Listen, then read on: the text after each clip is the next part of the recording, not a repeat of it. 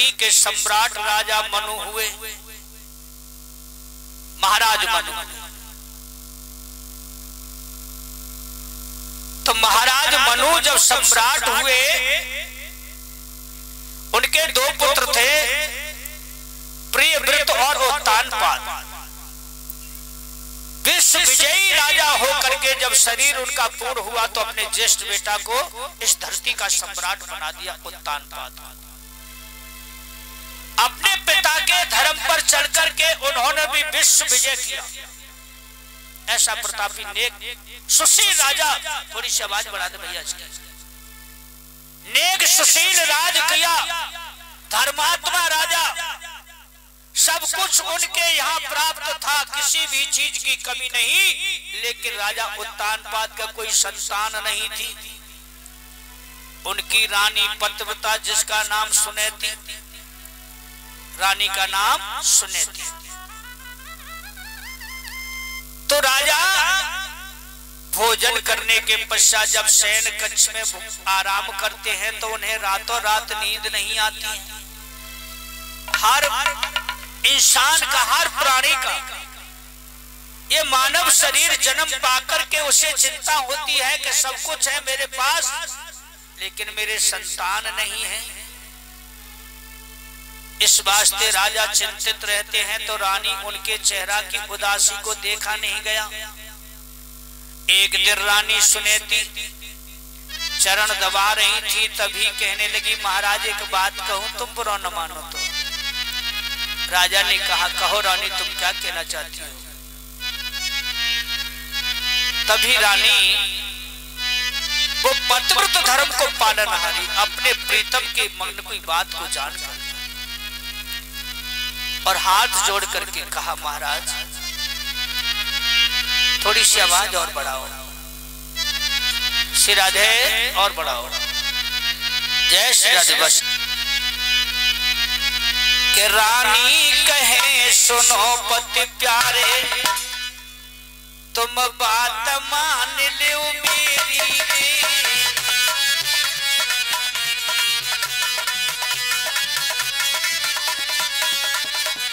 रानी सुनेती अपने स्वामी से हाथ जोड़ के कहती है, महाराज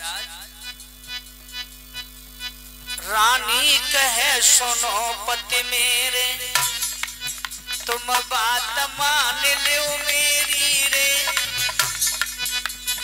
मेरी कूख लिखो ना ललना, त्यारी कह चरणन की चेरी रे।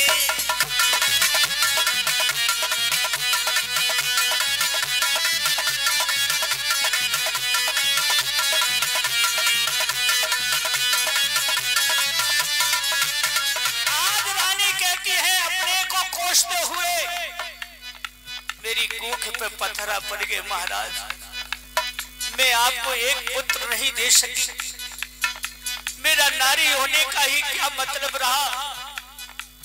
इसलिए ही महाराज, अरे विवाह करो तुम अपनो स्वामी, तुम घर में लइयो रानी रे। तिहारो वंश चले जा घर में, अमर हुई जिंदगानी रे।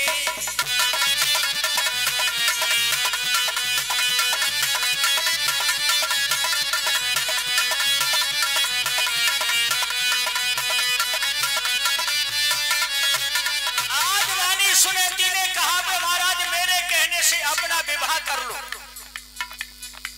अभी कुछ नहीं बिगड़ा है। मेरी आने वाली बहन के कोई पुत्र हो जाएगा, मैं भी उसके सहारे जीती रहूंगी और मेरा जोग सफल हो जाएगा। राजा उठ के बैठे हो गए, होश में हो ना रानी? हाँ महाराज, मैंने जो भी कुछ कहा आपसे होश में कहा, पागल मत बनो। अरे सौती चून की बुरी बनाई, ये तो तुम्हें पता है ना। अरे सौती चून की पूरी बनाई, सुन ले ध्यान लगाई रे। अरे तू जो विवाह रचाए लूं अपनो, कदर तेरी घट जाई रे।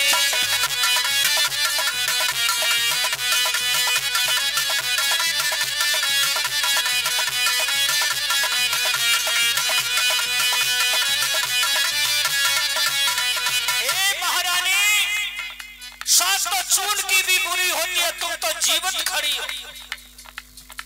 न जाने आने वाली कैसी निकले, हम तुम्हें अपने प्राणों से भी ज्यादा प्यारी करते हैं। रानी बोली महाराज मेरी चिंता मत करो, जैसे राखे सोती चून की मैं वैसे ही वचन निभाऊंगी और हुक्म बजाऊंगी, मेरे साजन मैं दासी बन जाऊंगी।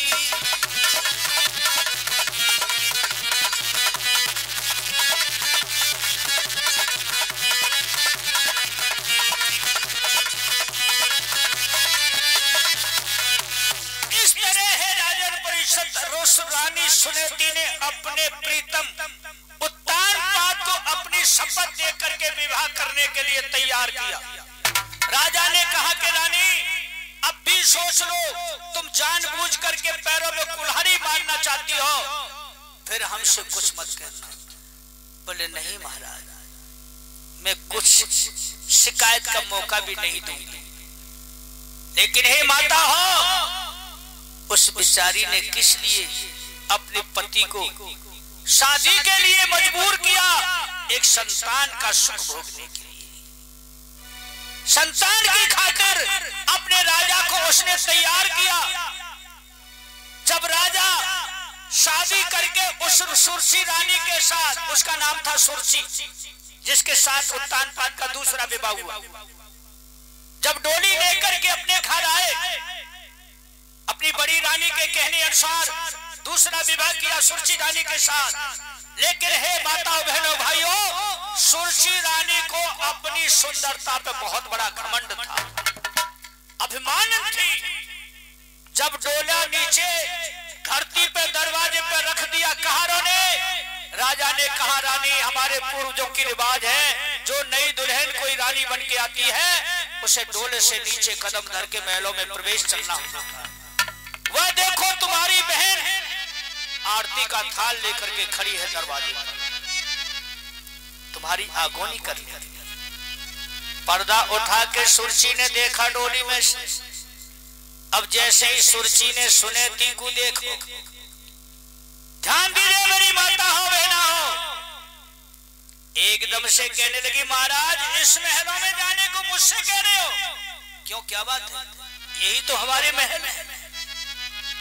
अरे बाहर आओ डोले से निकल के।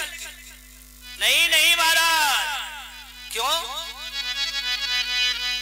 इन महल ने नहीं जाऊंगी। सुरसी कह रही है इन महल ने नहीं जाऊंगी, साजन न्यारे महल बनवाऊंगी। इन महल ने नहीं जाऊंगी, साजन न्यारे महल बनवाऊंगी।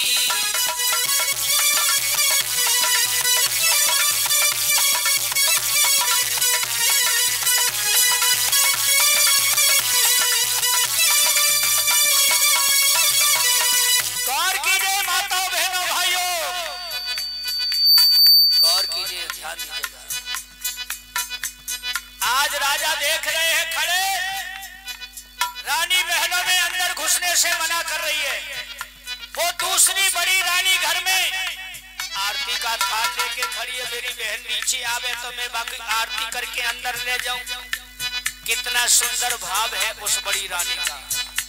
और वो छोटी कह रही है जिसको लाए हैं अभी आने की देर नहीं हुई, महाराज खाओ अन्न पीवो पानी, खाओ अन्न पीवो पानी, खाओ अन्न पीवो पानी, खाओ अन्न पीवो पानी। अरे घर में सोती दूसरी रानी, घर में सोती दूसरी रानी, नाम खुद देखूंगी महाराज के नाए मुख देखूंगी, साजन न्यारे महल बनवाऊंगी, अंदर नहीं जाऊंगी, साजन न्यारे महल बनवाऊंगी।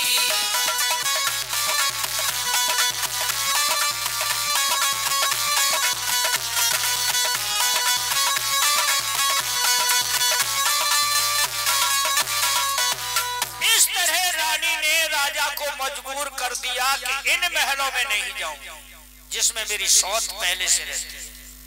राजा उत्तानपाद ने कहा, रानी पागल हो गई हो तुम, आने की देर नहीं हुई और तुमने सौत का दर्जा दे दिया।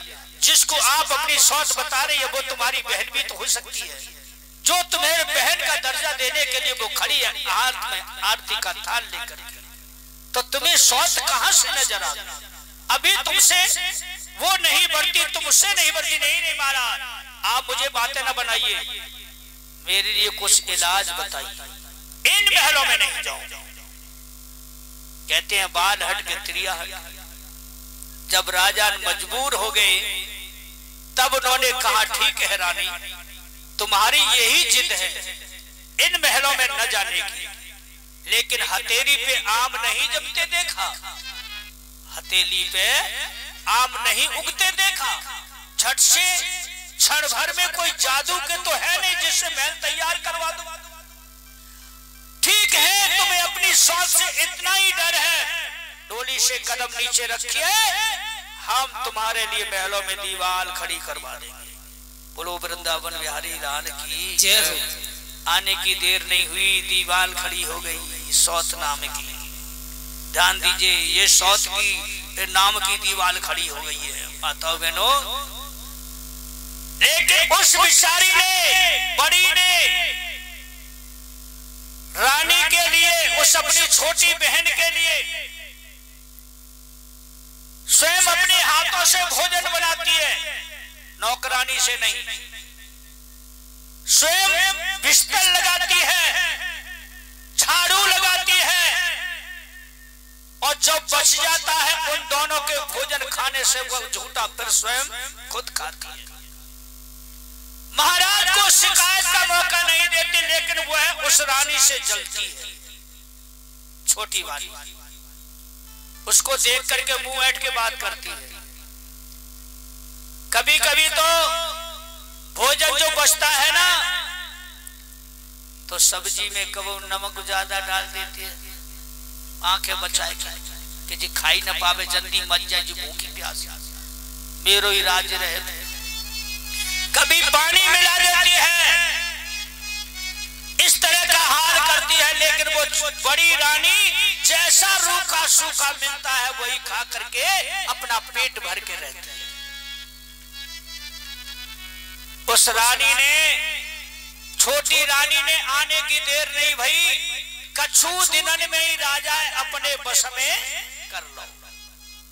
ऐसा रसा राजा बस में किया जो विश्व विजयी करने वाला, एक रानी की सुंदरता पे, उसके प्यार में पागल होकर के अपनी बड़ी रानी को भूल गया, अपने धर्म को भूल गया। जो रानी बड़ी का हक था उसकी कुंजी लगा चाबी लेकर के और छोटी रानी के हाथ में दे दी कि आज से तू संभाल, सब कुछ मालिक तू है। बड़ी रानी को नौकर बना दिया, लेकिन फिर भी उसने कोई गिलानी अपने अंदर नहीं की। किसके लिए? एक संतान का सुख भोगने के लिए। कुछ ही समय के बाद, ध्यान दीजिए हे राजन परिषद, राजा शिकार खेलने के लिए जंगल में गए, लेकिन भगवान की लीला, खेलन चले शिकार, भूप ने मत बनायो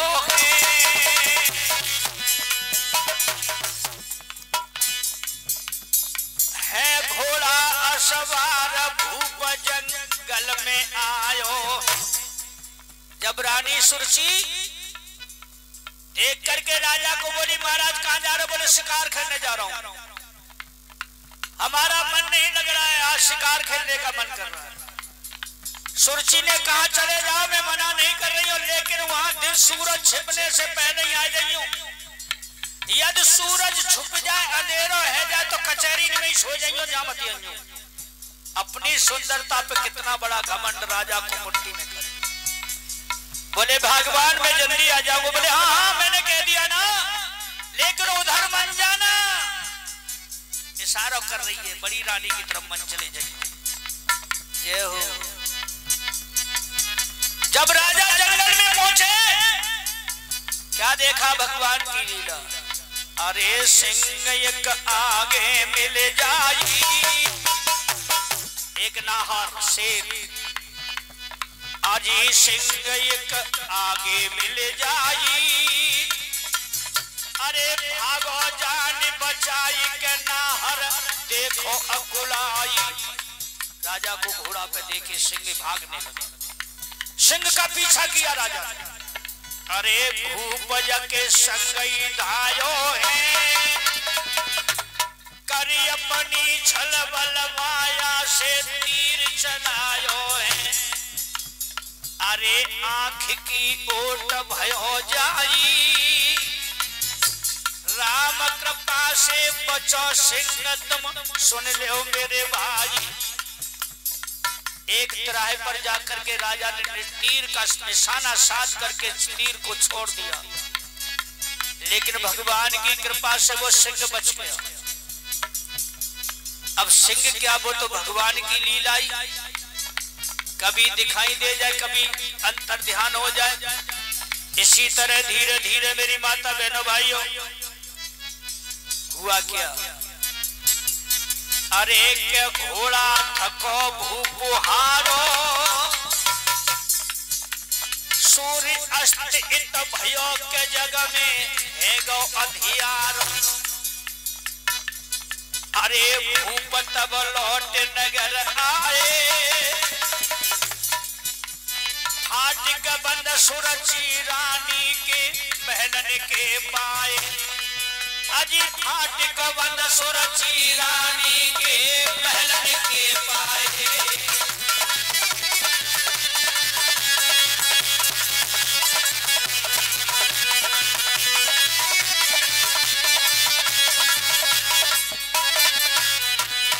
भगवान की लीला का पार किसी ने नहीं पाया मेरे माताओं बहनों मेरे भाइयों। भगवान की उस माया ने राजा को इतना घुमाया कि सूर्य अस्त जंगल में ही है गए, सूर्य छिप गए, अंधेरो है गया। बड़ी रानी ने भोजन बना के रख दिया, उसे मालूम था कि मेरे स्वामी शिकार खेलने के लिए गए हैं, भोजन बना के रख दिया और बहन से कह दिया बहना जब पति जी आ जाएं तुम दोनों भोजन खा लियो और बच जाए तब मुंह को रख दे। लेकिन गौर कीजिए हे माताओं, उस घमंडिन ने कुलच्छनी ने जरा भी देर नहीं की, इंतजार नहीं किया राजा का। उस अभिमानिन ने भोजन को पा लिया, राजा का इंतजार नहीं किया, भोजन पा लिया, बाकी बचा रखा उसी के नीचे और दासी से कह दिया महल के फाटक बंद कर दो, महाराज आए तो खोलना मती कह देना। महारानी ने इनकार कर दिया और जाको कचहरी में सो जाओ, ये रानी का हुक्म है। ऐसा ही हुआ, राजा ने देखा है फाटक बंद है, लेकिन जो बड़ी रानी थी ना पतिव्रत धर्म को पालन करने वाली, वह बेचारी इंतजार में खड़ी है दरवाजे पे जल का लोटा लेकर के मेरे स्वामी आ रहे होंगे, हारे थके होंगे। जब राजा ने सोचा है तो घोड़ा को थान से लगा कर फाटक बंद सोचा है तो उसने कहा, राजा ने अपने मन में विचार किया कि इतने दिन हो गए उस रानी के प्रेम जाल में फंस करके मैं तो सपने धर्म को भी भूल गया, अपनी बड़ी रानी को भी भूल गया। आज मुझे भगवान ने मौका दिया है तो आज मैं अपनी बड़ी रानी के पास रुकूंगा, अपने मन की कहूंगा और उसके मन की सुनूंगा। लेकिन भगवान की असीम कृपा, उसी रोज रानी रसना से नुर्ची हुई थी बड़ी रानी, जल का लोटा लिए खड़ी थी। जैसे ही राजा ने रुख मोड़ दिया, अपने स्वामी के चेहरा को निहारा तो रानी के खुशी के आंसू रुके नहीं, खुशी के आंसू एकदम से बाहर निकल पड़े छलक के। बोली महाराज बस मैं धन्य हो गई, आपकी असीम कृपा हुई मेरी तरफ, आपने सोचा तो सही, लेकिन महाराज ये जल पीजिए, जल पी करके तुम्हारा शीतल शरीर हो जाएगा। लेकिन तुम मेरे पास न रह करके मेरी बहन के पास ही चले जाओ। राजा ने कहा क्यों? बोले यदि उससे मालूम हो जाएगी तुमसे झगड़ा करेगी और मुझसे सहन नहीं होगा, इसलिए राजा ने कहा आज तो चाहे कुछ भी हो हम तो तुम्हारे पास ही हैं। इस तरह है माताओं बहनों भाइयों, राजा ने उस रात को रहन गुजारी। भगवान हरि की कृपा से उसी रोज रानी गर्भवती हो गई। बोलो शंकर भगवान की जय हो। जोर से बोल देवा करो, बोलो शंकर भगवान की जय हो। बोलो भागवत महाप्राण की जय हो। जय जय श्री राधेश्याम। भगवान की कृपा हुई तो पहले वहीं गई, जिसकी खातिर रानी ने अपने पति का विवाह कराया और गर्भ आया तो पहले रानी के उदर में ही आया। ठीक 2 महीने के बाद उनकी छोटी रानी जो थी वो भी गर्भवती हुई। देखिए भगवान की लीला, दोनों ने समय पाकर के एक एक पुत्र को जन्म दिया। जो बड़ी रानी के पुत्र पहले हुआ, राजा ने खुशी जरूर मनाई, लेकिन अंदर ही अंदर मनाई, बाहर नहीं मनाई। बाकी रखी माँ वो आती है ना, वो ऐठी वो ऐठ के बैठी रहती है 24 घंटा। और जो छोटी के पुत्र भयो तो घर घर में लड्डू बटे, दान लुटाया गया, जय जैसा बना वैसा दान किया। लेकिन नाम संस्कार दोनों का एक ही साथ हुआ। बड़ी रानी के जो पुत्र हुआ उसका नाम ध्रुव राजकुमार रखा गया और छोटी रानी के जो पुत्र हुआ उसका उत्तम राजकुमार नाम रखा गया। इस तरह अपने अपने बेटाओं का लालन पालन रानियां करती हैं। जब बेटा घुटमन चलने लगे हैं तो धीरे धीरे रानी जब अपने अपने काम में लग जाती हैं तो बेटा घुटमन चल करके दरवाजे पे आ जाती हैं दोनों। वो अपनी तरफ से निकल के आव तो वो अपनी तरफ से। अब दोनों आपस में खेलते हैं तो बड़ी रानी जब देखती है वो तो फूल जैसा खिल जाती है, बड़ा खुश होती है। देखो छोटी है जब मालिम बच जाती है, बाकी तन बदन में आग लग जाती है, झुझुलाए के आवती है, अपने बच्चा की पाए पकड़ के बाइक खींच के ले जाती है और जाके झकझोर देती है। वो तेरा भाई नहीं जो जिसका तू पास खेलता है, वो मेरी सौत का लड़का है। लेकिन बच्चे कम मानते हैं मेरी माता बहनों, चाहे कितना भी मारो चाहे कितना भी कूटो, लेकिन बच्चे तो भगवान का रूप होता है।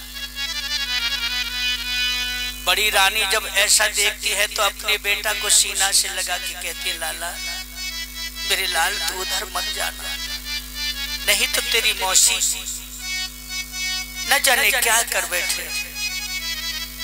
लेकिन बेटा कम मानते हैं।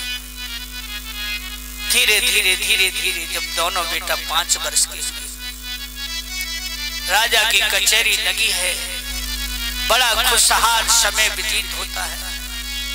लेकिन ध्यान दीजिए, एक दिन उत्तम ने कहा भैया ध्रुव, हाँ भैया चलो पिताजी के दरबार में चले। ध्रुव ने कहा नहीं, वहां मौसी जी होगी, हमें तुम्हारे साथ देखेंगी तो तुमसे डांट पड़ेगी और हमसे सहन नहीं होगी। उत्तम ने कहा तो तुम हमारे भाई नहीं हो क्या? भाई के प्रति भाई कष्ट नहीं भोग सकता? भैया ध्रुव ने कहा मैं तुम्हारे ऊपर अपने प्राण भी न्यौछावर कर सकता हूँ, लेकिन माता है ना, तुमको डांटेंगी ना। बोले कुछ भी हो, आज तो तुम्हें हमारी शपथ है, यदि हमारे भाई हो तो हमारे साथ चलिए। आज ध्रुव कंधे से कंधा लगा करके दोनों भाई राजा की कचहरी में पहुंचे तो जैसे ही सबकी निगाह दोनों बच्चों के ऊपर पड़ी, अपने अपनी गद्दी को छोड़ करके सब खड़े हो गए। कितनी सुंदर जोड़ी जिसका वर्णन नहीं किया जा सकता। दोनों के घुंघराले बाल हैं, थोड़ी पे तिल है, होठों पे मुस्कान है। इधर रानी गोख में बैठी है छोटी वाली, क्योंकि वो महारानी बन गई है ना, अब तो बेचारी बड़ी नौकरानी है भाई। अब तो बाको जितनो हक होते सब छोड़ा दो। लगी कचहरी जब भूपत की, मन में खुशी मनावे रे।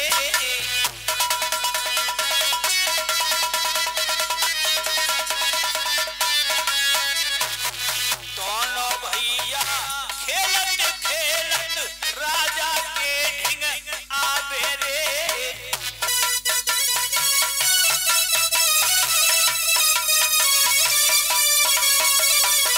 धीरे धीरे मुस्कुराते हुए सबको देखते हुए आगे बढ़े जा रहे हैं। जो कोई देखता है वो मनभुवक हो जाता है, खुश हो जाता है। अरे हंसों की सी जोड़ी उनकी, चंद्रवदन ध्रुवतारो रे।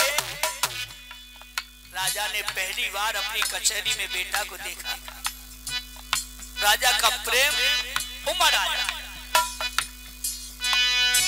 हंसों की सी जोड़ी उनकी, चंद्रवदन ध्रुवतारो रे। अरे गोदी लयो उठाए धुरवकु, कंठ लगा उचकारो रे।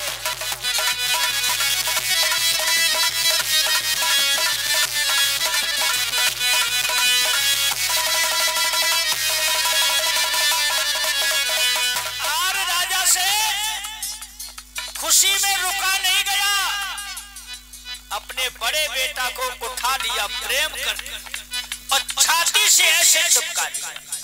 ध्यान दीजिए माता बहनों, उत्तम कुमार को नीचे ठाड़ो, सुरची ने लख पायो रे। ध्यान दीजिए, वह देख रही है गोख में से, हाय मेरा बेटा धरती पे खड़ो, जा राजा की मति खराब है गई, गोद में उठा लो मैं सौत को। ध्यान दीजिए, उत्तम कुमार को नीचे ठाड़ो, अब सुरची ने लख पायो रे। मन में करी न दहल नारी ने, आय के वचन उचारो रे।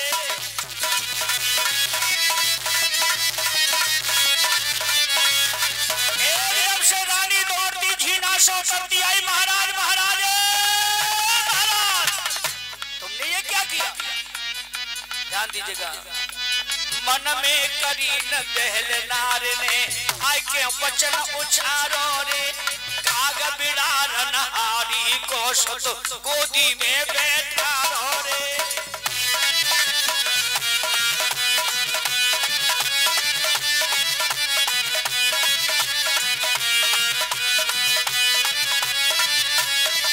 आज छोटी रानी राजा को धमका रही है भरे दरबार में, दरबार देख रहा है, लेकिन उस रानी ने जरा भी शर्म हाया नहीं की अपने पति के प्रति। कहने लगी वो मेरी सौत का पुत्र, वो तो तुम्हें प्यारा लगे, गोद में उठा लो, और मेरा कुंवर नीचे खड़ो।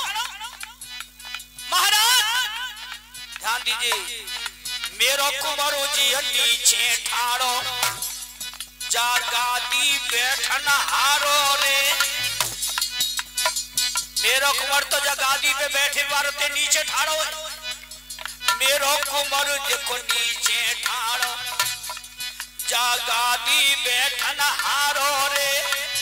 अब तयो चोर की धक्का मारी जाने, नीचे धुरव उतारो रे।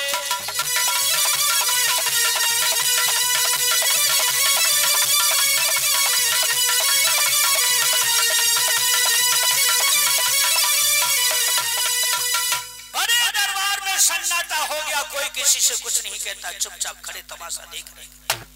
रानी अपने राजा को अधिकारती है, अपने सौत के पुत्र को गोदी से झकझोर के खींच लेती है और धक्का देके धरती पे उसे गिरा देती है। नीचे पड़ा धुरव झट से आंखों में आंसू भर के खड़ा हो जाता है, हाथ जोड़ करके कहता है माता मेरा दोष ही क्या है? अरे अभागे नीच पापी, तू पूर्व जन्म का अभागा, फिर मुझसे पूछ रहा है कि दोष क्या है? अरे तुझे जन्म लेना ही था तो मेरी कूख से लेता, उस सौत के कूख से क्यों जना? वो मेरी सौत है जिसका तू पुत्र है। इस गोदी में बैठने का तुझे हक नहीं। यदि इसका तुझे हक चाहिए, जा भगवान का भजन कर, इस शरीर को त्याग। जब तू मेरी उदर से कूख से जन्म लेगा तब इस गोदी का बैठने का हकदार बनेगा। कितना बड़ा वचन उस छोटी रानी ने ध्रुव से कहा। ध्रुव के आंसू टप टप नीचे गिर पड़े। कोई दुख का संभार नहीं था। हर बेटा को आस होती है कि जब माँ डांटती है तो पिता की गोद में जाके बेटा छुप जाता है कि मेरा बाप मुझे बचा लेगा, और जब बाप धमकाता है तो माता की आंचल में जाके बेटा छुप जाता है कि मेरी माता मुझे बचा लेगी। लेकिन यहाँ तो दोनों के दोनों एक जैसे हैं। राजा ने उठने की कोशिश की अपने पुत्र को धरती पर उठाने से। रानी ने कहा कहाँ जा रहे, वही बैठ जाइए। राजा चुपचाप से बैठ गए। उस रानी के प्रेम में पागल होकर के इतना भी न रानी को धमका सके, न अपने बेटा को पुचकार सके। क्या ऐसा ही राजा का, ऐसा ही बाप का न्याय होता है? ध्रुव खड़ा रो रहा है। अरे जो मैया अपने पुत्र से प्रेम कर और दूसरे पुत्र को धिक्कारा उसने। ध्यान दीजिए मेरी माता और बहनों भाइयों, आज वहां से वो चला है तो मुड़ मुड़ करके देखता है कि शायद मेरा पिता मुझे पुचकारेगा, मुझे पिता रोकेगा। लेकिन पिता तो असमर्थ है अपनी रानी के डर से। रोबत धबो मैया ढिंग आयो, नैनन से जन तीर बहाया, ऐसे कही उचार रे मौसी जी ने धक्का मारो मोए गाली दई हजार रे। तो सब मैया ढिंग आयो, नैनन से जन नीर बहायो, ऐसे कही उचार रे मौसी जी ने धक्का मारो गाली दई हजार रे। आज मैया ने अपने बेटा को सीने से लगाया और कहा बेटा तू क्यों रो रहा है? माँ, आज मेरे भैया उत्तम ने अपनी शपथ दिला करके मुझे पिता के दरबार में ले गए। बेटा मैंने मना किया था ना, तू वहां क्यों गया था? क्या तेरी मौसी ने कुछ कहा या तेरे भाई उत्तम ने कुछ कहा? बोल बेटा बोल। लेकिन उस समय ध्रुव ऐसा रो रहा था जिसको बोल बोले नहीं आ रहा था। अरे खेलत कूदत दोनों भैया गए पिता ढिंग आई रे। खेलत कूदत दोनों भैया गए पिता ढिंग आई रे। जब हम दरबार में पहुंचे माता तो सभी सभासदों ने हमारा सम्मान किया और पिताजी तो खुशी के मारे फूले नहीं समाये। अरे करके भारी प्यारे आज मोए गोदी लयो उठाई रे। करके भारी प्यार आज मोए गोदी लयो उठाई रे।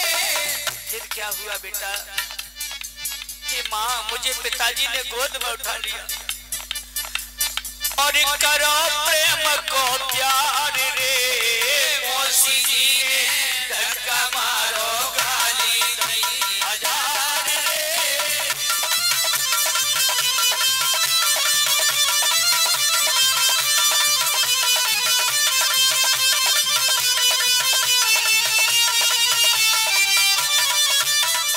आज ध्रुव रो रहा है, मैया पुचकार रही है बेटा और बता तेरी मौसी ने क्या कहा? जब तेरे पिता ने तुझे गोद में उठा लिया बोले हाँ माँ, लेकिन जैसे ही मुझे पिताजी ने गोद में उठाया माँ कहते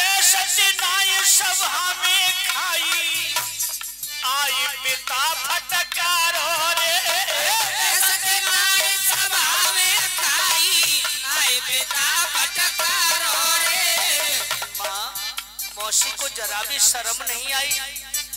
भरे दरबार में पिताजी को डांटा और मुझे डांटा, पिताजी को डांटा, लेकिन मुझे इसका दुख नहीं मां।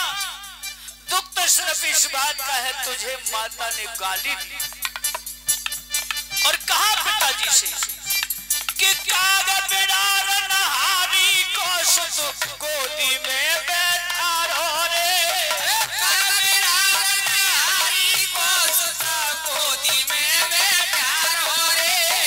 हे मैया, आज तुझे बताना होगा, मुझे इतना बता दे, तू इस महलों की रानी नहीं, क्या तू नौकरानी है जो तुझे काग बड़ा रनहारी कहा?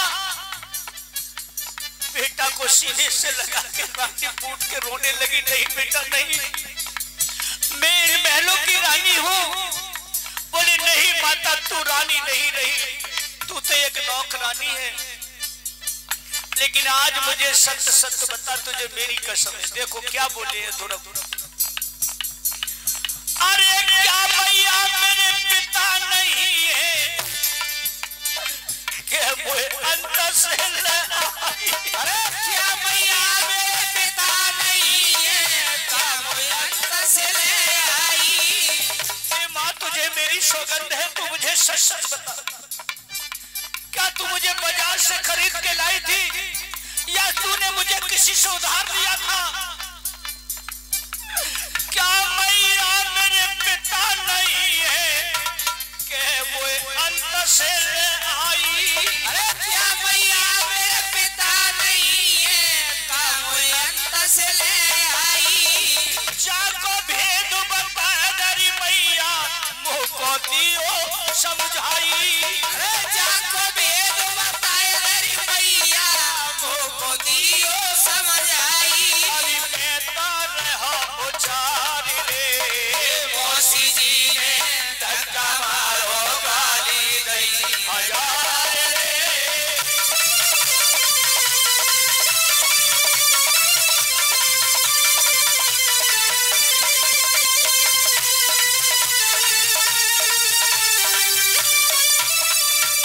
आज ध्रुव कहता है, हे माता मुझे सच सच बता दे, क्या तू मेरी माता नहीं, मैं तेरा बेटा नहीं, या वो मेरे पिता नहीं?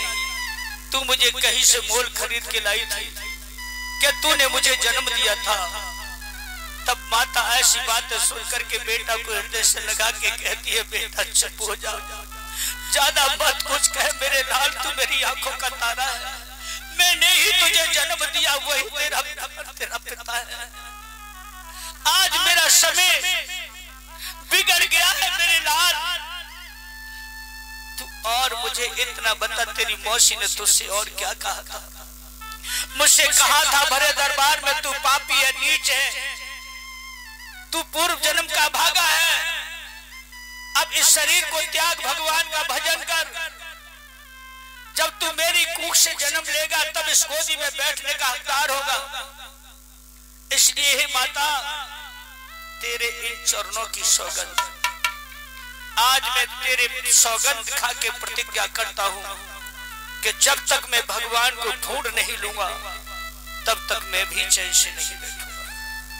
देखिए हे मेरे भागवत बंधुओं, मेरी माताओं बहनों, आज मौसी के दाहिने से ध्रुव ने कितना बड़ा संकल्प अपने हृदय में ले लिया, वो भी 5 वर्ष की अवस्था में। तब मैया कहती है, बेटा तू कहां जाएगा भगवान को ढूंढने? अभी तेरी उम्र नहीं मेरे लाल, तू जंगल में जाएगा, कोई जीव जंतु तुझे विनाश देगा, खा जाएगा। तू तो मेरी आंखिन को तारो, मेरे प्राणन को प्यारो बेटा, यदि तू मुझे छोड़ के चला गया तो तेरे बिन मर जाऊंगी मेरे लाल, मर जाऊंगी। आज ध्रुव कहता है, माँ मैंने कह दिया ना, अब मुझे एक एक पल यहाँ सुहाता नहीं है, मैं उस परमपिता परमेश्वर से जाके पूछूंगा कि मेरे पूर्व जन्म में कौन सा ऐसा पाप किया था तो इस जन्म में मुझे मौसी ने इस तरह का ताना दिया।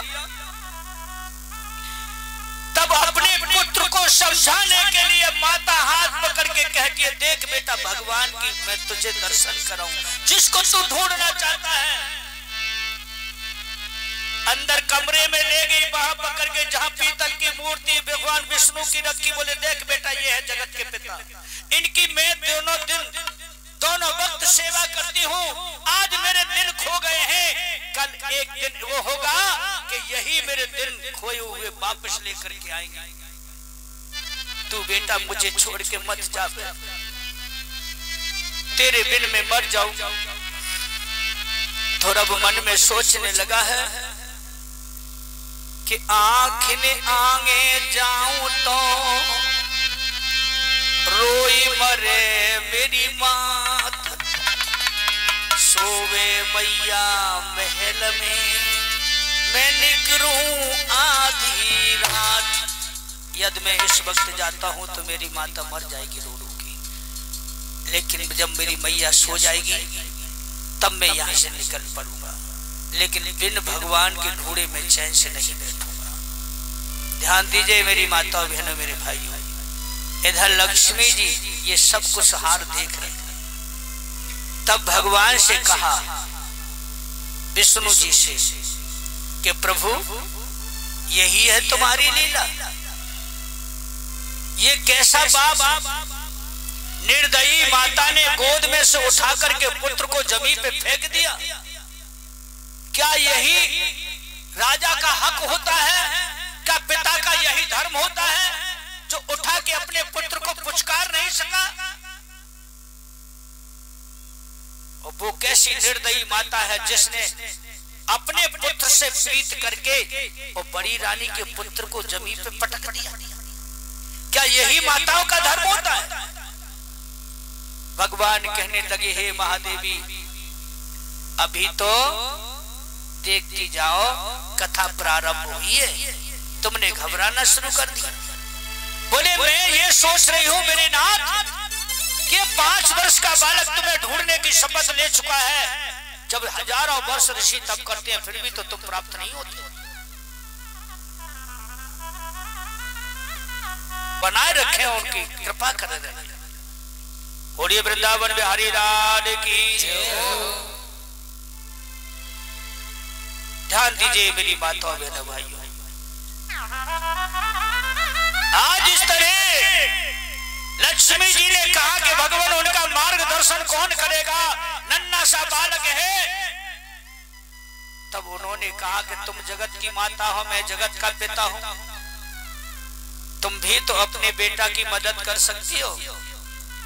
और मार्गदर्शन यहाँ से देवर्षि नारद करेंगे तुरंत, क्योंकि मृतलोक के इंसानों को यही मार्ग बतलाते हैं क्षीर सागर का। इस तरह आज गौर कीजिए मेरी माता बहनों भाइयों, उन्होंने भेज दिया है देवर्षि नारद को, माता लक्ष्मी को। बोलिए विष्णु भगवान की जय हो। तो आज ध्रुव माता से कहते हैं कि माँ मुझे भूख लगी है, मुझे भूख लगी है माता, आज मुझे खाना अपने हाथों से खिला दे। तो मैया उन्हें गोद में उठा करके ले गई। जो सुबह का वो जो झूठा कूटा रखा था वो किसी ने न खाया था, आज स्वयं अपने हाथों से ध्रुव को भोजन खिला रही है और ध्रुव अपने माता को भोजन खिला रहा है। वो जानता है बेटा कि मैं माता को छोड़ के जाना चाहता हूं, शायद मैं लौटे और नहीं मिले। आज मैं आखिरी भोजन खा रहा हूं माता के हाथ से। जब ध्रुव शाम हो गई, मैया आंगन में अपने बेटा को लेकर के चारपाई पे सो गई, तो अपने बेटा ध्रुव को बार बार कहती है, बेटा लाला सो गए हो? लेकिन ध्रुव ने झूठे को आंखें बंद कर ली। जब मैया ने जाना है कि बेटा सो गया तो करवट लेकर के मैया भी आज पीठ फेर के सो गई। अब जैसे ही गहरी नींद, भगवान की कृपा, गहरी नींद में मैया सो गई। ध्रुव ने उठ करके आधी रात्रि के समय कहा, माँ ए मैया, मैया तू सो गई, लेकिन मैया तो गहरी नींद में सो रही थी। ध्यान दीजिए मेरी माताओं बहनों भाइयों। तभी ध्रुव चारपाई से खुसल पड़ा और सीधा उसी भगवान की जहां मूर्ति थी ना, जो मैया ने बताई थी, वहां पहुंचा। भगवान विष्णु जी से कहा, आप भगवान विष्णु, मैं तुम्हें ढूंढने के लिए आ रहा हूं। मेरी माता तुम्हारी दोनों टाइम सेवा करती है। मेरे जाने के बाद मेरी माता रुदन करेगी, उसको धीरज बना देना, उसे रोने मत देना। भगवान मैं आ रहा हूं, तुम मुझे जहां भी मिलोगे मैं तुम्हें ढूंढ के ही रहूंगा। फिर अपनी माता के पास आया, चारपाई की 5 परिक्रमा दी। अपनी माता को जिस समय छोड़ के ध्रुव जा रहे भगवान को ढूंढने के लिए, उस समय उनकी आंखों से आंसू प्रेम की छलक आ गई। मैया सो रही है। सोचे ध्रुव तब भयो अंधियारो, नभ में चमकत तारे रे।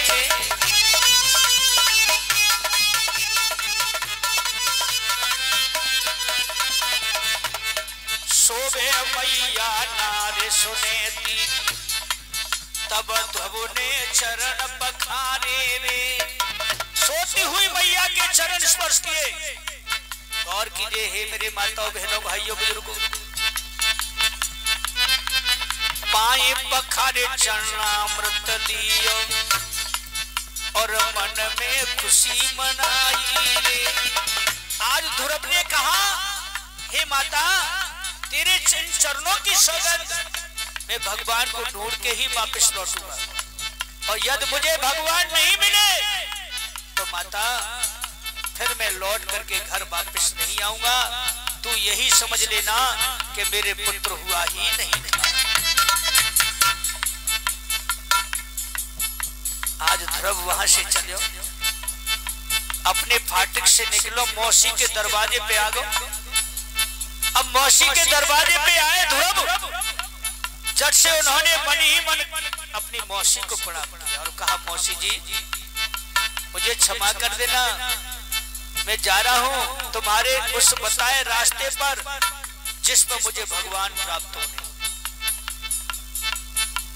और हे मौसी मैया, मैं भगवान को वापस ढूंढ करके तभी आऊंगा, यदि मुझे नहीं मिले तो मैं लौट के नहीं आऊंगा। और कीजिएगा, तय परिक्रमा पूरे नगर की, अब बनखड़ में जब आयो रे।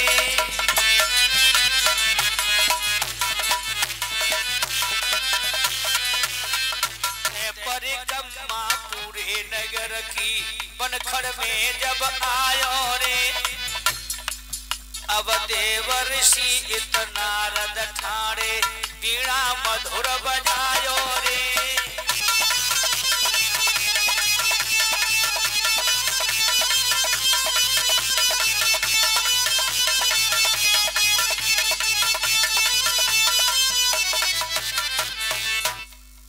ऐसे बियाबान जंगल में जिसे किसी भी जीव जंतु की आशंका नहीं थी, बच्चे को केवल एक ही अभिलाषा थी उसके अंदर, भगवान को ढूंढने के लिए, भगवान को प्राप्त करने के लिए। किसी भी प्रकार का उसके अंदर भय और खौफ नहीं था। ध्यान दीजिए माता बहनों भाइयों, उस बियाबान जंगल में देवर्षि नारद उसका मार्गदर्शन करने के लिए उस रास्ते पे खड़े जिसमें ध्रुव आ रहे। जब ध्रुव ने वीणे की आवाज को सुना, इतनी सुंदर मधुर बात देख करके बेटा आगे बढ़ा और घूर के देखा नारद को, तो हाथ जोड़ के दंडवत किया। बोलो विष्णु भगवान की, बोलो काशदेव बाबा की, भागवत महाप्राण की जय जय श्री राधे। नारद जी ने बड़े गौर से देखा ध्रुव को, जिसकी सुंदर मूर्ति छवि देख करके नारद जी का भी हृदय पिघल गया। बोले बेटा, अरे तू कौन है रे, इस जंगल में तू भटक रहा है क्यों? उस समय जंगल में देवर्षि नारद देख रहे हैं, तो कैसा लग रहा है ध्रुव? गौर कीजिए मेरी माता बहनों भाइयों, सूरत देखी उमरिया वारी सूरत देखे उमरिया वारी थारे सोचे रहे तपधारी राम सिया राम।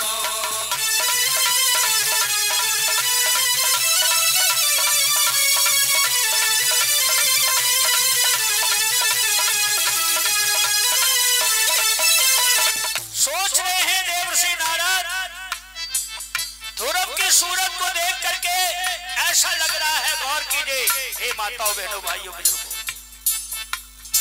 गौर कीजिए के भूलों के विपत्ता मारो, के भूलों के विपत्ता मारो, के काऊ ने जाए घर से निकालो राम सिया राम।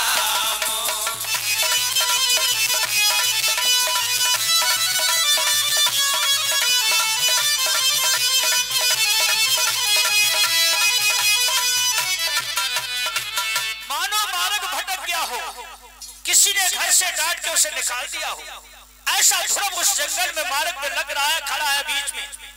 देवर्षि नारद ने कहा बेटा तुम कौन हो, कहां से आए हो, क्या नाम है तुम्हारा और इस जंगल में भटकने का क्या काम है।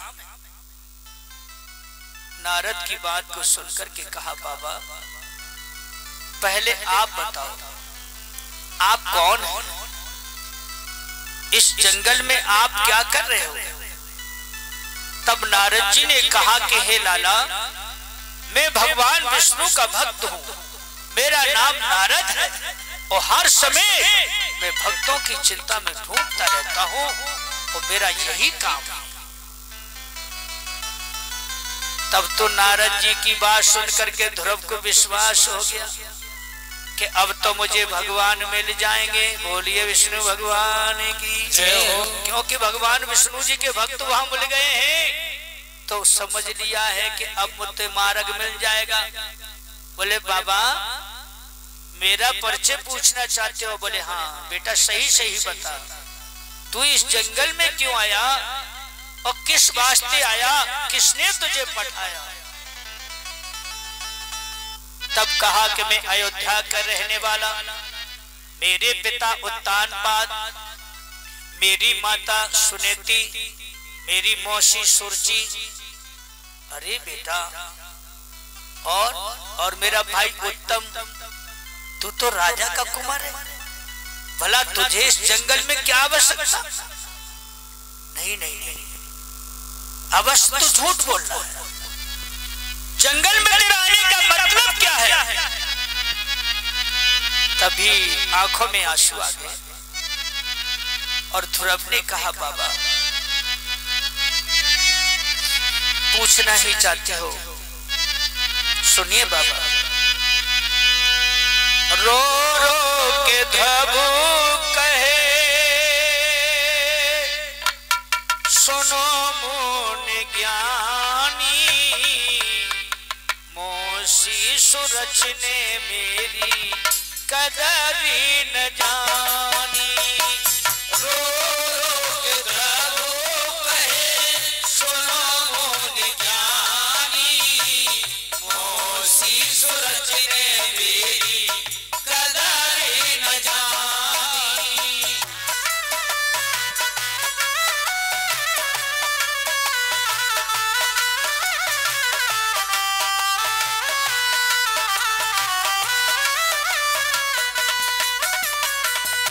और कहा कहता कुशलता स्वामी अपुतन बीती, बैठो पिता की गोदी करी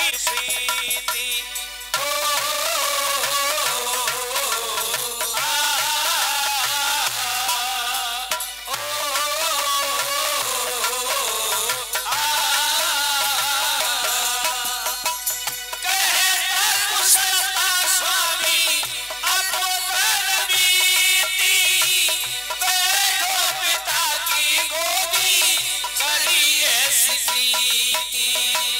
बारे चूमा लई, प्यारा ही प्यारा कहे पिता हम जानी, मोसी सोचने मेरी कदर न जानी।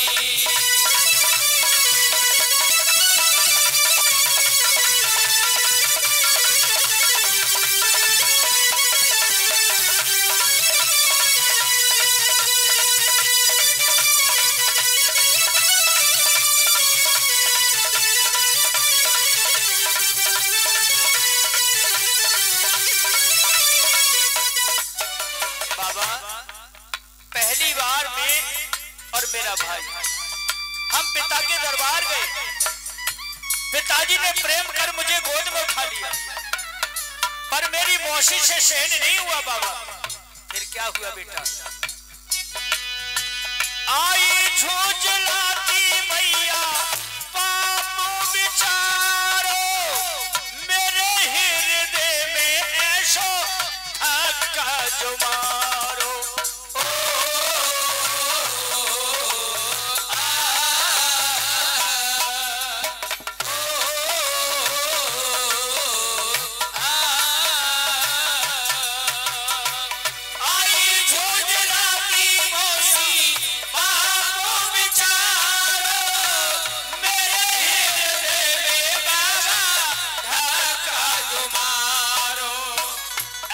झुंझलाती कहे मोसे न बोल सहे काल की लिसानी, मोसी सोचने मेरी कदर न जानी।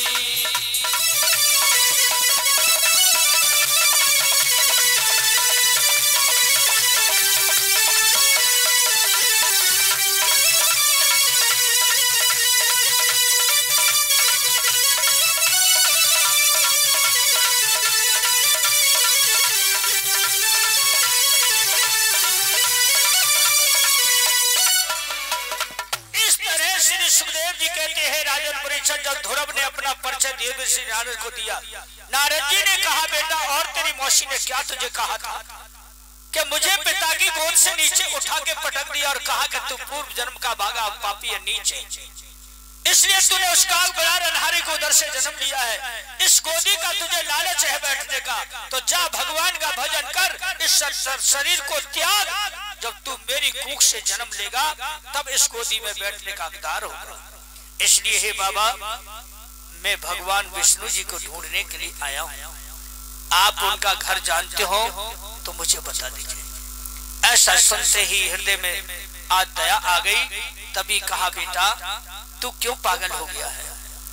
अरे हजारों वर्ष ऋषि तप करते हैं फिर भी भगवान को नहीं प्राप्त कर पाते हैं। तू तो अभी 5 वर्ष की अवस्था है, नन्हा बालक है, इतना बड़ा जोग तू साध चुका है। बाबा तुम तो सिर्फ मुझे मार्ग बतलाइए, वो है कहाँ? मैं तो उन्हें ढूंढ लूंगा। चल चल तुझे अपने तेरे घर ले चलता हूँ, तेरे माता को समझाऊंगा, तेरी मौसी को समझाऊंगा, तेरा हक तुझे दिवाऊंगा। अब तो ध्रुव आंखों में आंसू भर के बोले नहीं बाबा मैं इस तरह कदाचित वापस नहीं जा सकता जब तक मुझे भगवान नहीं मिल जाएंगे। जब देखा है देवर्षि नारद ने कि ये पक्को जिद करके आया है, एक संकल्प लेकर, अब तो इसको बिछुड़ाना बस का काम नहीं, बाल हट के त्रिया हट। बोले बेटा तू सचमुच भगवान को ढूंढने आया है? हाँ बाबा मुझे सिर्फ उनका पता बता दीजिए, वो है कहाँ? तुम तो उनके भक्त हो ना? बोले हाँ मैं उनका भक्त हूँ। जी ने कहा मेरे पास आ, इधर आ। ध्रुव आगे गए। आज ध्रुव को उठा करके नारद ने गोद में रख लिया।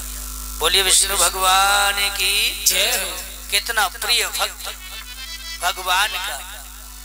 इधर दोनों भक्त हैं, नारद जी भी और ध्रुव। तो क्या किया है? दुखी ध्रुव को देख तरस जब मुनिवर को आयो, अरे फेरो सर पे हाथ ध्रुव को नारद समझायो।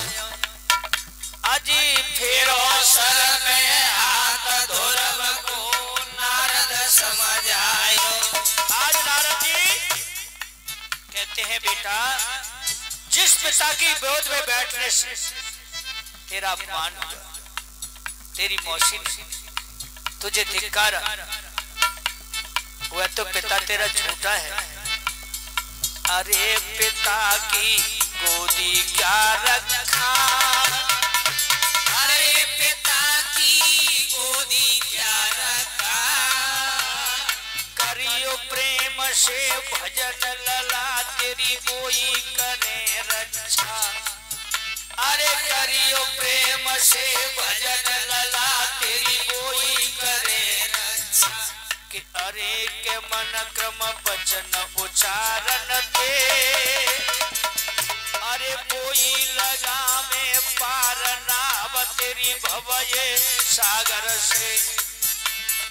अरे के हरे को भूल मती जाना, ईश्वर कहिए पिता जगत का भेद न कोई जाना। और बेटा सुनो, अरे प्रेम से नहीं मनाओगे, तीन लोक के नाथ ललाबो नहीं अपनाएंगे। अरे तीन लोक के नाथ ललाबो नहीं अपनाएंगे।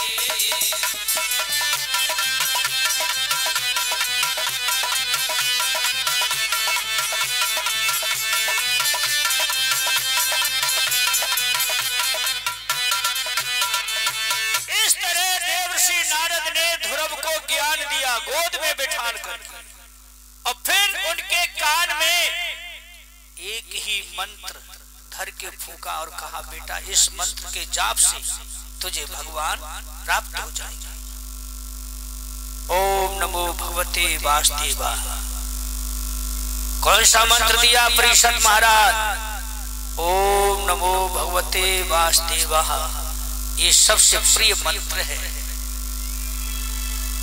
ध्यान दीजिए हे माताओं बहनों, और कह दिया कि बेटा ये सीधा मार्ग कालिंदी के तट गया, यमुना का किनारा होगा, फल फूलों का आहार करना और इस मंत्र का जाप करना, तुझे शीघ्र ही भगवान प्राप्त हो जाएगा। बोलिए विष्णु भगवान की जय। लक्ष्मी जी चल पड़ी है अपने बेटा की सहायता करने के लिए, क्योंकि भगवान को भक्त है, और जो भगवान का भक्त है वो लक्ष्मी का लाडला है, लाल है।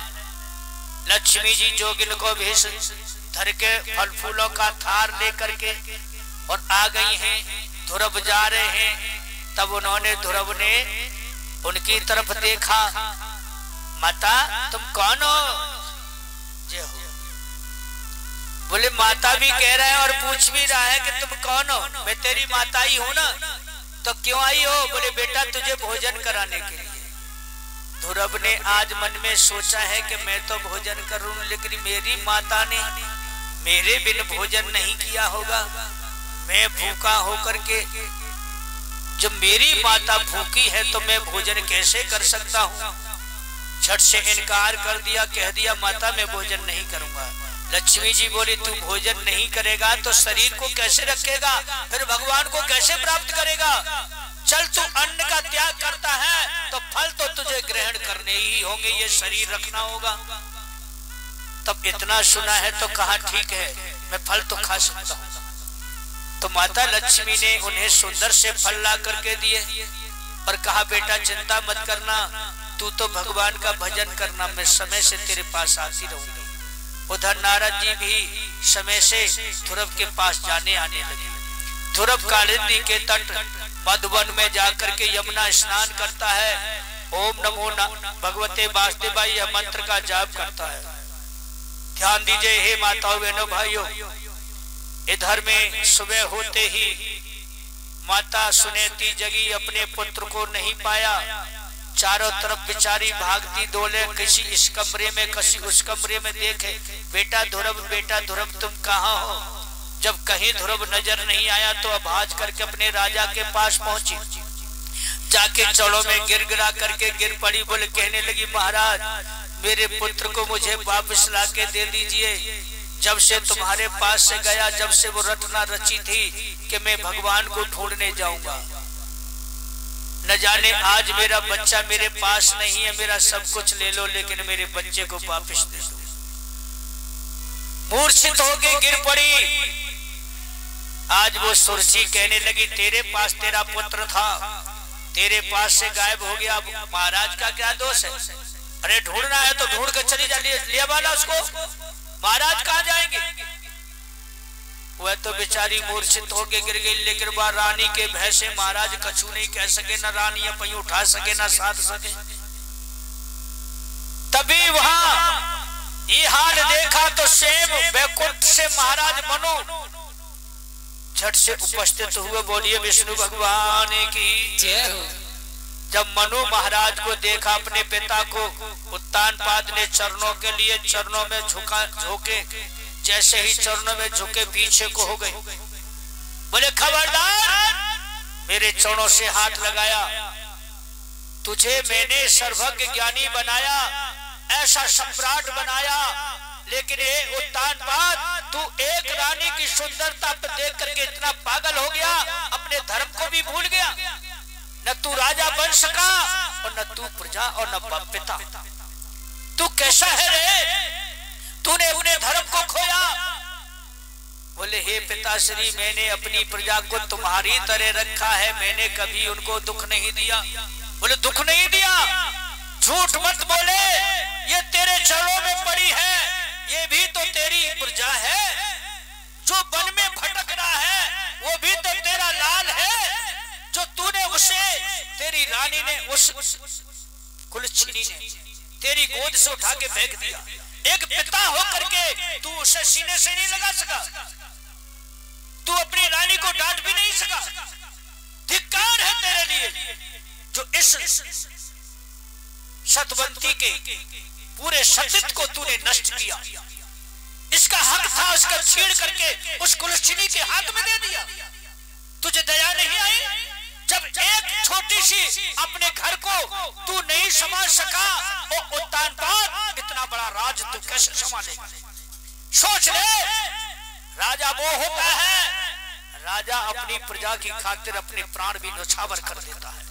तूने तो न परिवार को संभाल सका, न अपनी राज को संभाल सका, अपने धर्म को ही खो बैठा। पिताजी मुझे क्षमा कर दो। क्षमा तुझे? अरे प्रजा कोई अपराध करती है तो राजा क्षमा कर देता है, प्रजा कोई गलती करती है तो राजा क्षमा कर देता है। जब राजा ही अपराध और गलती करे तो क्षमा का प्रजा करने आएगी?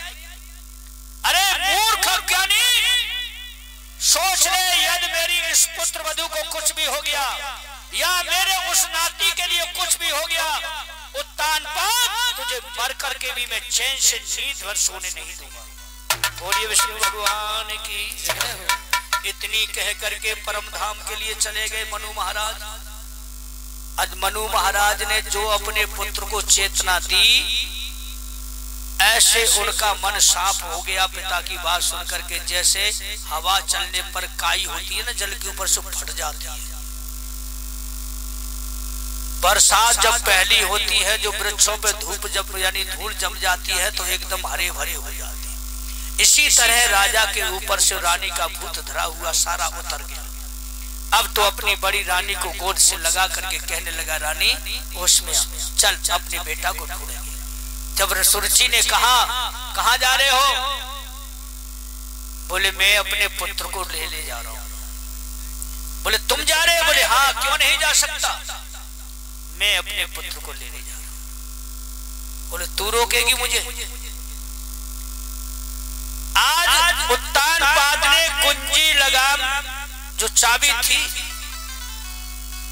उसे दे करके कहा, कर ले सुरची, तुझे अपनी सुंदरता पे घमंड था, अपने पुत्र पे घमंड था, तू चाहती थी कि मेरे मर जाने के बाद मेरा बेटा उत्तानपाद यानी उत्तम राजकुमार ही राजा बने। ले, मैं पहले से तुझे हक देता हूं कि संभाल अपने राजपाट को। नहीं चाहिए मुझे ये धन दौलत, मुझे तो मेरा बेटा ध्रुव चाहिए। बोलिए भक्तवत्सल भगवान की जय हो। ध्रुव को ढूंढने के लिए जंगल में पहुंचे। वहां देवर्षि नारद उपस्थित हो गए। नारद जी को देख करके चरण स्पर्श किए और कहा, हमारे बेटा का आप पता बता दे, आपकी बड़ी कृपा होगी। नारद बोले, हे राजन, एक भूल तो तुम पहले कर चुके हो, अब दूसरी भूल करने आ गए हो। इस समय तुम्हारा बेटा तपस्या में लीन है, क्या पिता होकर के उसकी तपस्या को तोड़ना चाहोगे? इसलिए अपने राज को त्याग करके तुम आए हो। राजा के बिन प्रजा भटक जाती है। महाराज सोचिए, प्रजा भटक गई ना तो फिर उसे जोड़ना बड़ा मुश्किल होता है। इसलिए जाओ, तुम्हारा पुत्र कुछ समय के बाद वापस लौटेगा। आज इस तरह ध्यान दीजिए मेरी माता बहनों भाइयों, कह दिया है। तभी आज मैया कहती है कि हे बाबा, मुझे मेरे बेटा के दूर से ही दर्शन करा दो, मेरे तो प्राण वायु में बसे। नारद जी कहने लगे, तुम माता होकर के ध्रुव की तपस्या को तोड़ना चाहती हो? क्या ममता को तुम लेकर के उसके ऊपर निछावर करना चाहती हो? इस समय तुम्हारा बेटा तपस्या में लीन है, इसलिए तुम जाओ, तुम्हारा बेटा कुछ ही समय के बाद वापस लौटेगा। ऐसा कहकर के राजा रानी को वहां से वापस कर दिया। लेकिन हे माताओं बहनों भाइयों, श्री सुखदेव जी कहते हैं कि हे राजन परीक्षित, राजा अपने पुत्र शोक में पागल होकर के खच्चार बाई पर पड़े रहते हैं, न कचहरी में जाते हैं, न न्याय करते हैं, न कुछ भी नहीं। शोक जैसा छा गया अवध में। रानी आज रोते रोते अंधी हो गई अपने पुत्र के लिए। जिस मौसी ने अपने ऊपर घमंड किया था, उस ध्रुव को धिक्कारा था, वही आज मौसी ध्रुव के लिए पुकारती है, बेटा तू कहाँ है, दौड़ के आजा मेरे लाल। मैं तो अपने सुंदरता पे इतना घमंड कर बैठी, अरे मैं अपनी औलाद को भूल गई, मैं कैसी माँ हूँ। मेरे बेटा तू जहां भी है, तू तेरा भगवान रक्षा करे, तू सीधा आजा बेटा। वो मौसी भी अपने घमंड को, अपने को चूर करके उसने सारा जो घमंड था त्याग दिया और ध्रुव की ओर उसने अपना ध्यान लगा दिया। हे माताओं बहनों भाइयों बुजुर्गों, 3 महीने उसने फल फूलों का आहार करके तपस्या का मंत्र का जाप किया।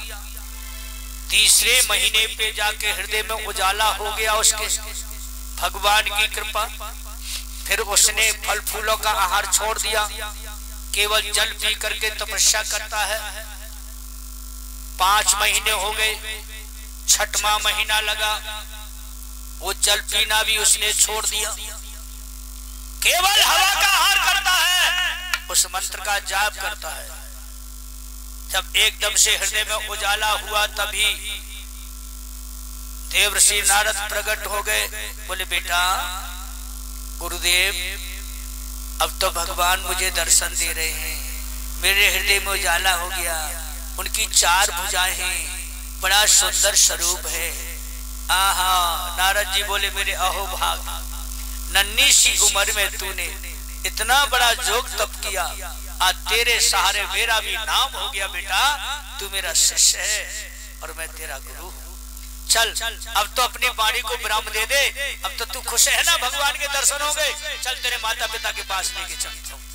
ध्रुव कहने लगो, जब तक मेरे सामने नहीं आ जाए तब तक मैं उनसे बात नहीं कर लूंगा, तब तक मैं यहाँ से कदम नहीं रखूंगा। नारद जी बोले, बेटा जानते तो अब आगे कठिनाई कठिनाई।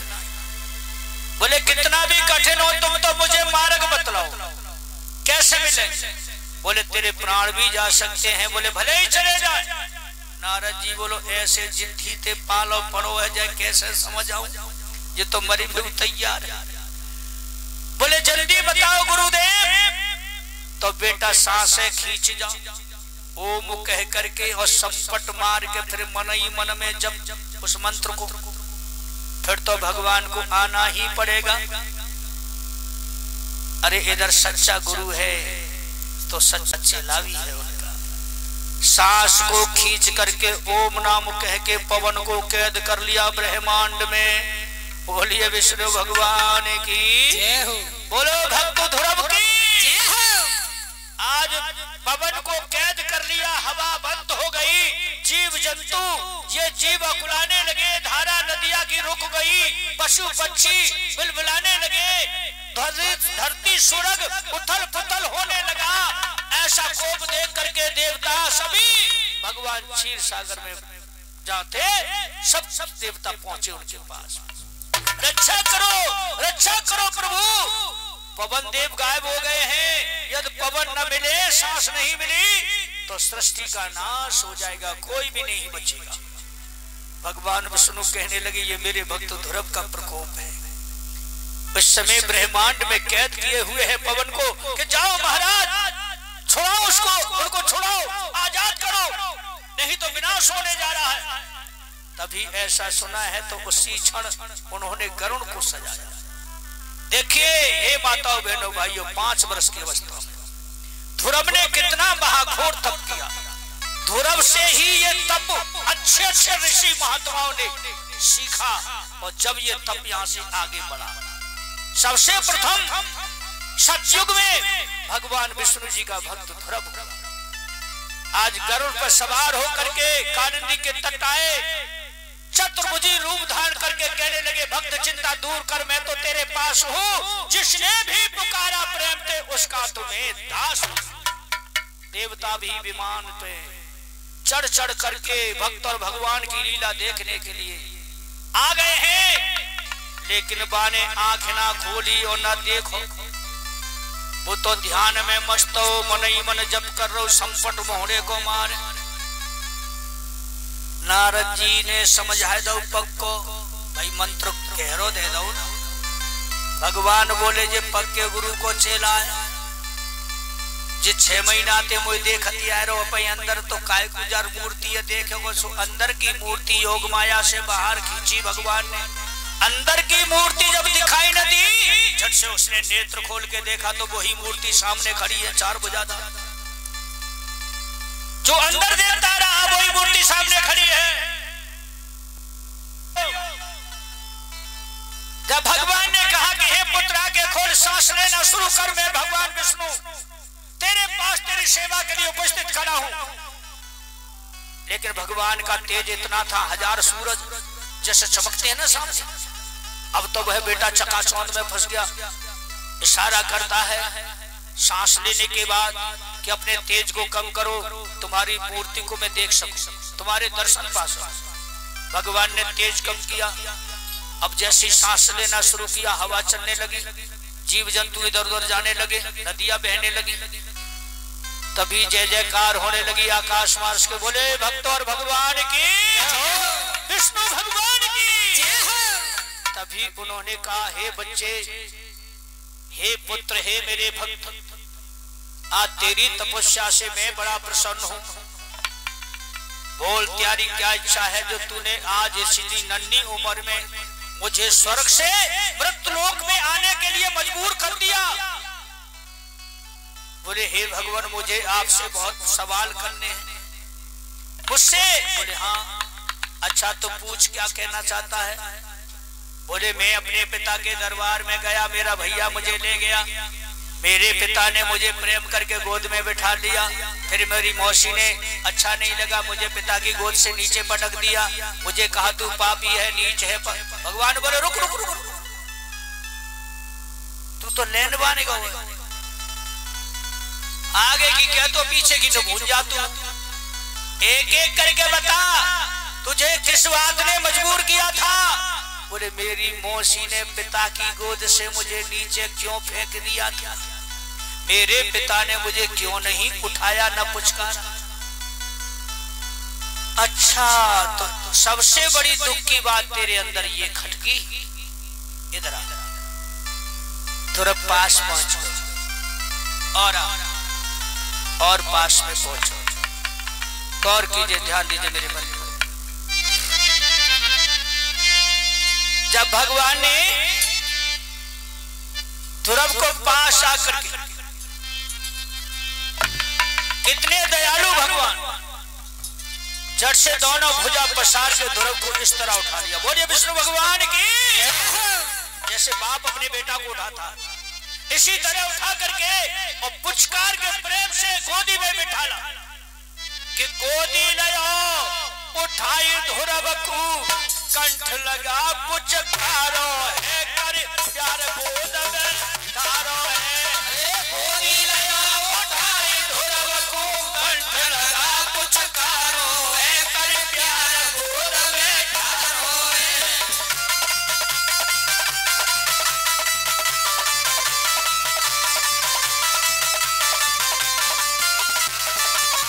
सर पे हाथ फेर के बोले बेटा और कछु चाहिए? ध्रुव कहने लगा मुझे सब कुछ मिल गया, अब मुझे कुछ नहीं चाहिए। जिसको भगवान की गोद प्राप्त है गई, बातें बड़ी, जमीन जायदाद पैसा माया क्या है। गौर कीजिए, भगवान ने कहा बेटा तू वरदान अमर फल पाओगे, तू वरदान अमर फल पाओगे। जिस गद्दी पे बैठ करके तेरे पिता ने अधर्म किया, पाप किया, और एक अपनी नारी के चक्कर में फंस करके अपने धर्म को तोड़ा, उसी गद्दी पर बैठ करके बेटा तू 36,000 वर्ष राज सुख भोगेगा। बोलिए विष्णु भगवान की। कितना बड़ा वरदान दिया, 36,000 वर्ष राज सुख भोगेगा। मेरे धाम ध्रुव तुम आओगे, मेरे धाम ध्रुव तुम आओगे। 36,000 वर्ष राज सुख भोगने के बाद सुन बेटा, मेरे धाम ध्रुव तुम आओगे, मेरे धाम ध्रुव तुम आओगे। अंत समय के बाद ध्रुव जी तुम्हें बनाए लूं, तारो है तको होए जगत उजियारो है। अरे गोदी लगा उठाए ध्रुव को, कंठ लगा पुचकारो है, कर प्यार गोद में धारो है।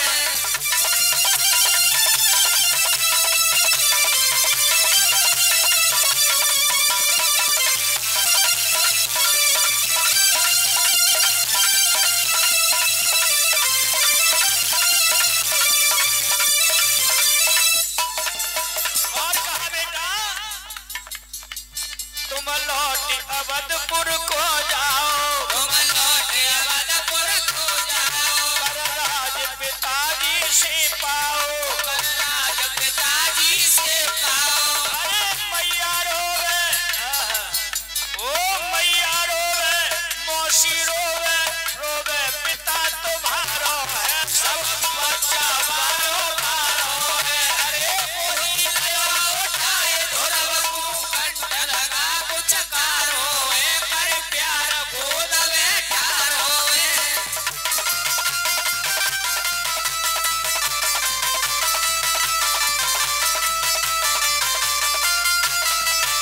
आज अपने भक्त ध्रुव के लिए भगवान ने इतना बड़ा अटल वरदान दिया कि 36,000 वर्ष राज सुख भोगने के बाद मेरे बैकुंठ आओगे, और बैकुंठ से ऊंचा स्थान तेरे नाम से ध्रुव लोक कह करके पुकारा जाएगा। और जब तक धरती आकाश रहेगा तब तक तू हमेशा चमकता रहेगा। बोलिए विष्णु भगवान की। हरे गरुड़ दियो सजवाई है, हरे गरुड़ दियो सजवाई है। अब तो लक्ष्मी जी और नारद जी आ गए अपने भक्त के लिए, लक्ष्मी अपने बेटा के लिए आ गया। जय हो। तप तीनों ध्रुव बिठाई है, तप तीनों ध्रुव बिठाई है। रथ घोड़ा गजबाज संग में बाजत जाई नगारो है, ध्रुव राम नाम सो प्यारो है।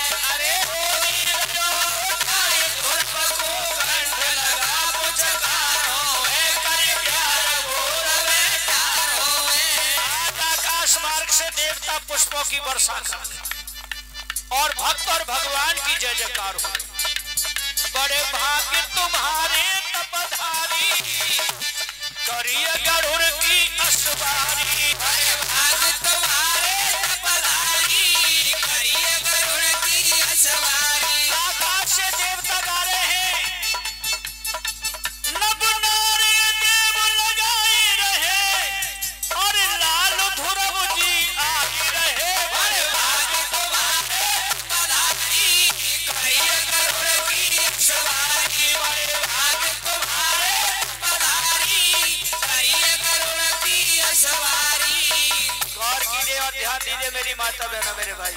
कथा विराम की ओर जा रही है। ये हमारे 4-5 जो चैनल है उनकी तरफ से ये कैमरा लगा हुआ है और कल के रोज आप अपने YouTube पे सुनेंगे। घर में ही YouTube को खोलोगे ओम जय श्री राज भक्ति सागर और राम भक्ति सागर किसी पे भी आप खोल के देखोगे उसमें तुम्हें यहाँ की कथा आपको श्रवण करने के लिए मिलेगी। यहाँ नहीं ये देश विदेशों में भी जाएगी। बोलिए विष्णु भगवान की ध्यान दीजिएगा।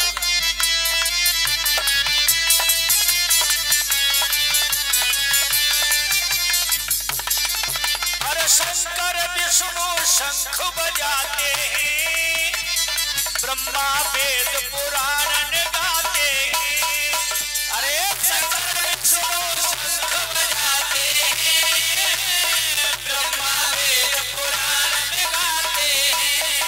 नारद गावे नारद गावे शारद गावे शारद गावे। अब देव सुमन बरसाए रहे रब नारे देव लगाए रहे। बड़े भाग्य तुम्हारे तपधारी करिए गरुड़ की असवारी। बड़े भाग्य तुम्हारे तपधारी करिए गरुड़ की असवारी।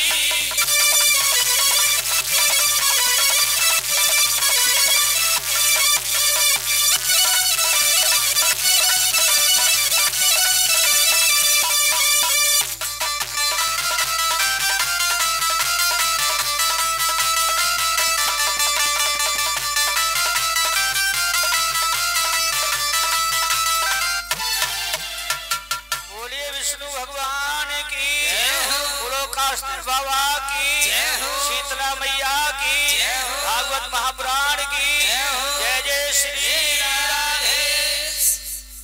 अभी शेष कथा है कल के बारे में मैं आपको बता देता हूँ।